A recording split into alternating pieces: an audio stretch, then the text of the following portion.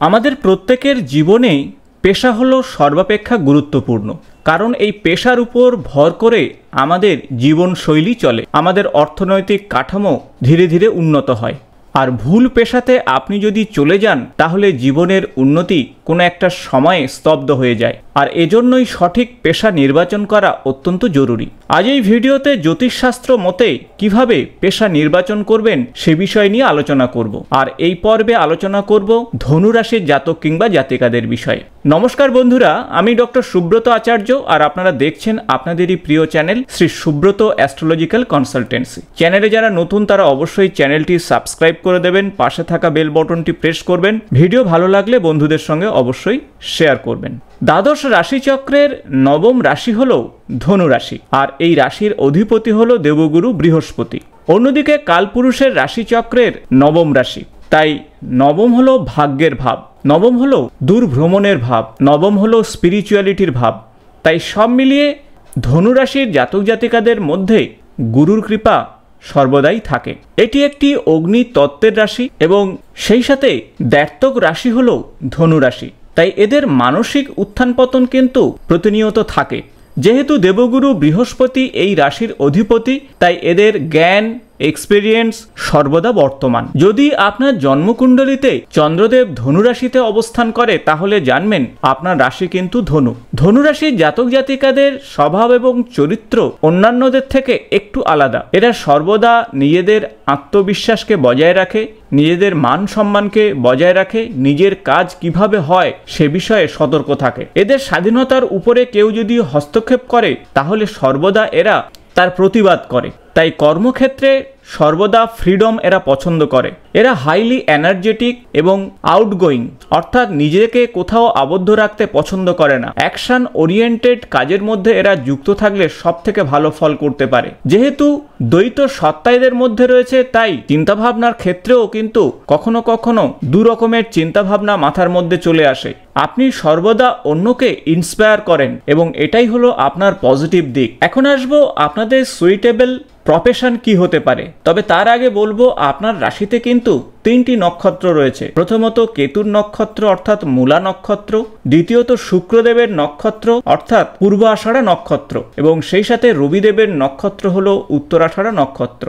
প্রথমে আসবো গ্রসলি আপনাদের পেশা কি হতে পারে। যেহেতু আপনার মধ্যে স্পিরিচুয়াল এবং ফিলোসফিক্যাল টেন্ডেন্সি রয়েছে, তাই আপনার মধ্যে একটা হিউম্যানিস্টিক প্রফেশনের প্রতি আকর্ষণ রয়েছে। তাই টিচিং, অ্যাস্ট্রোলজি, চ্যারিটি বা কাউন্সেলিং কিংবা সোশ্যাল ওয়ার্কের মতন কাজে আপনি যুক্ত থাকলে খুব ভালো নাম করতে পারবেন। সেই সাথে হেলথ বা হসপিটালিটির সঙ্গে আপনি যুক্ত থাকতে পারেন। জার্নালিজম, পাবলিশিং কিংবা কনসালটেন্সি বা হোটেল ইন্ডাস্ট্রি, সেই সাথে রিক্রিয়েশন, মার্কেটিং বা এন্টারটেনমেন্টের ক্ষেত্রেও আপনাদের সুনাম অর্জন করার বিশেষ সুযোগ রয়েছে। তবে পলিটিক্স, পাবলিক রিলেশন বা এডিটিং কিংবা সেল, অ্যাডমিনিস্ট্রেটিভ কোনো ফিল্ডে যুক্ত থাকলে আপনি যথেষ্ট উন্নতি করবেন। দেবগুরু বৃহস্পতি যেহেতু অর্থনৈতিক ক্ষেত্রের সঙ্গে সম্পর্কযুক্ত, কারণ দ্বাদশ রাশিচক্রের দ্বিতীয় ভাবের তিনি কারক গ্রহ, তাই ব্যাংক বা ফাইন্যান্স সংক্রান্ত কাজেও আপনি যথেষ্ট উন্নতি করতে পারেন।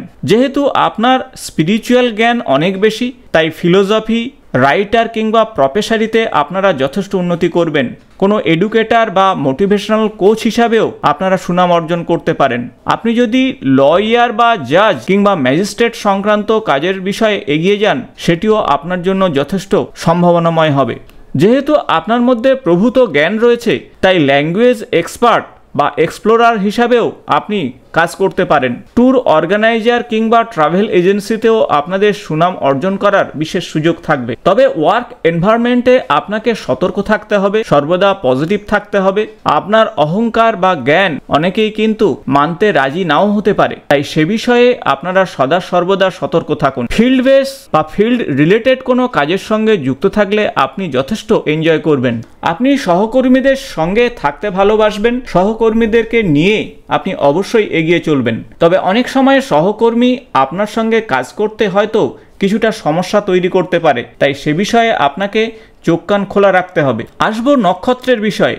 যদি আপনার রাশির চন্দ্রদেব মূলা নক্ষত্রে অবস্থান করে তাহলে আপনি অবশ্যই মেডিসিন সংক্রান্ত কোনো কাজের সঙ্গে যুক্ত থাকুন। হার্বাল কিংবা হিলার সংক্রান্ত কাজে বা ডক্টর প্রফেশনেও আপনি যথেষ্ট উন্নতি করবেন। পুলিশ অফিসার, ডিটেকটিভ বা ইনভেস্টিগেশন অফিসার, জাজ কিংবা লয়ার কাজে আপনি যথেষ্ট মান সম্মান পাবেন।